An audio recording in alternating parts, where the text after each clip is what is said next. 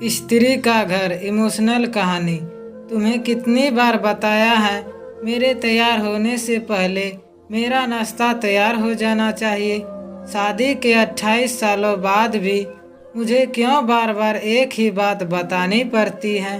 नेहा, तुम्हें क्या है? तुम तो आराम से घर पर रहोगी, मुझे काम पर जाना पड़ता है। तुम हो कि हमेशा बेवकूफ़ों जैसी हरकत करती हो। अगर तुम यह जानबूझकर करती हो तो याद रखना, मुझसे बुरा कोई नहीं होगा। आज भी प्रकाश का पारा चढ़ा हुआ था। इन कटु शब्दों में अपना गुस्सा उतारते हुए गीला तौलिया कुर्सी पर फेंकते हुए प्रकाश गुस्से से नेहा की तरफ देखने लगा।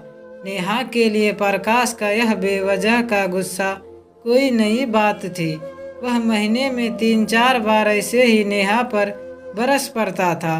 पहले पहले नेहा उसका विरोध किया करती थी, लेकिन जब कई सालों तक प्रकाश में कोई बदलाव नहीं दिखा तो नेहा ने खुद को ही बदल दिया। अब प्रकाश के कुछ भी कहने से नेहा को कोई फर्क नहीं पड़ता था। प्रकाश की हर बात वो चुपचाप सिर नीचे झुका सुन लेती थी। शादी के पहले 6 साल तक नेहा ने पूरी कोशिश की थी कि प्रकाश को बदला जाए, लेकिन फालतू का गुस्सा करना और बाद में नेहा को भला बुरा कहना, यह मानो जैसे उसकी आदत बन गई थी। कोई भी वाद विवाद होता तो प्रकाश सीधा नेहा को बोल देता, अगर मैं तुम्हें अच्छा नहीं लगता तो क्यों नहीं चली जाती? अपने मायके क्यों रहती हो? मेरे साथ इतना सब कुछ होने के बावजूद नेहा प्रकाश के साथ रहती थी, क्योंकि उसे अपनी बेटी की फिक्र थी। और वह जाती भी तो कहाँ, अपने बूढ़े हो चुके माँ बाप को इस उम्र में परेशान करना वह नहीं चाहती थी। समाज और लोग क्या कहेंगे, यह भी तो उसे देखना था। वह इतनी पढ़ी लिखी भी तो नहीं थी कि खुद जाकर कोई नौकरी कर सके और अपना और अपनी बेटी का पालन पोषण कर सके। नेहा को अब अपनी फिक्र नहीं थी, उसको फिक्र थी तो बस अपनी शादी लायक हो रही बेटी की। नेहा नहीं चाहती थी कि पति पत्नी के झगड़े की वजह से काव्या डिस्टर्ब हो। काव्या की पढ़ाई पूरी हो चुकी थी, उसके लिए अब शादी के रिश्ते आने लगे थे। कई रिश्तों को काव्या ठुकरा चुकी थी। 2-3 महीने बाद एक अच्छा रिश्ता आया। रिश्तेदारों और पहचान लोगों ने भी लड़के के बहुत गुणगान किए थे। प्रकाश एक शाम अपनी बेटी के पास बैठकर उसे बताने लगा, काव्या बहुत अच्छा लड़का है, पढ़ा लिखा है, बड़ा घर का है, बहुत अच्छी नौकरी है। ऐसे रिश्ते बार बार नहीं आते बेटा, इस बार मना मत करना। काव्या अपने पिता से ज़्यादा बात नहीं करती थी, शायद डरती थी या शायद नफरत करती थी, लेकिन आज वो अपनी पूरी हिम्मत इकट्ठा कर बोली, मुझे अभी शादी नहीं करना है पापा, मैं नौकरी करना चाहती हूँ, खुद अपने पैरों पर खड़ी होना चाहती हूँ। हाँ तो उसमें क्या बड़ी बात है? मैंने लड़के से बात की है, वह तुम्हें किसी बात के लिए नहीं रोकेगा। तुम शादी के बाद भी नौकरी कर सकती हो, वह तुम्हें नौकरी के लिए परमिशन दे देगा। प्रकाश बोला, मेरा नौकरी करना या ना करना उसकी परमिशन पर क्यों डिपेंड रहेगा पापा? काव्या ने पूछा। मैं कह रहा हूँ ना, तुम्हें किसी भी चीज़ की कमी नहीं होगी। वहाँ ऐसे रिश्ते बार बार नहीं आते, इसे ठुकराना मत, बहुत खुश रहोगी तुम वहाँ। प्रकाश बोला, पापा क्या मैं उतनी ही खुश रहूँगी जितनी मम्मी इस घर में खुश हैं? काव्या ने तंग करते हुए कहा, आज तुम्हारी जबान कुछ ज्यादा नहीं चल रही। प्रकाश गुस्से आंखें बड़ी करते हुए बोला, पापा मुझे शादी ही नहीं करनी है, क्योंकि शादी के बाद अगर वह लड़का आपके जैसा निकला तो मैं क्या करूँगी? मुझे आपके जैसा जीवन साथी नहीं चाहिए जो बिना बात में मुझ पर हमेशा चिल्लाए।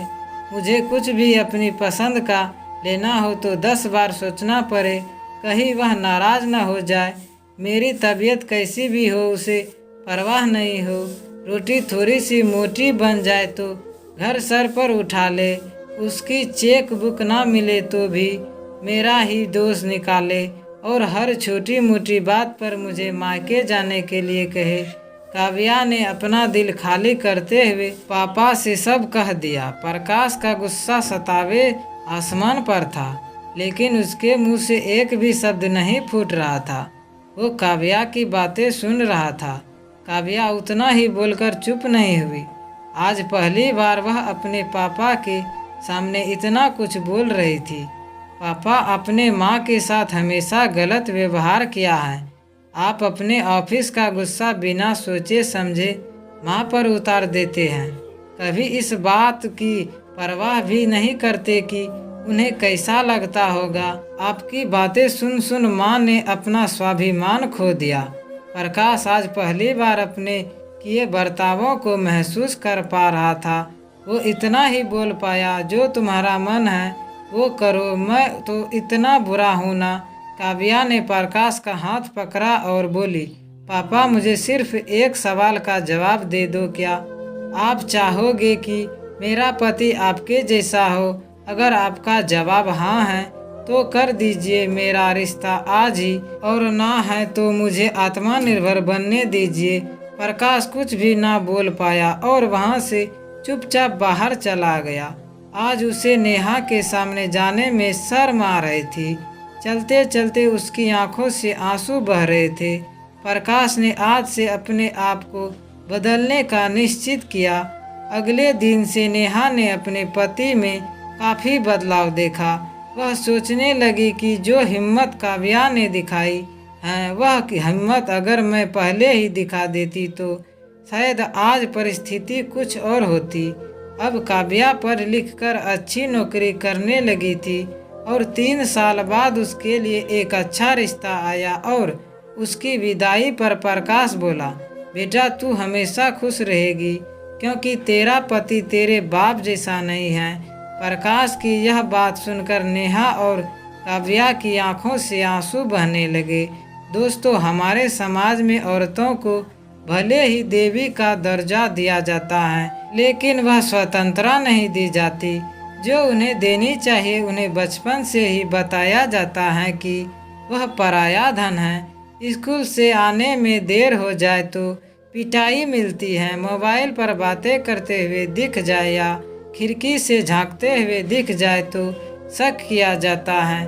माँ बाप का घर तुम्हारा नहीं है, पति का घर ही तुम्हारा घर है।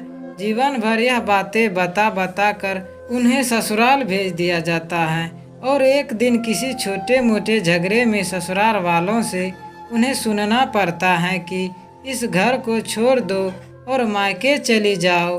अब आप ही बताओ दोस्तों, ऐसी स्त्रियों का सच्चा घर कौन सा है?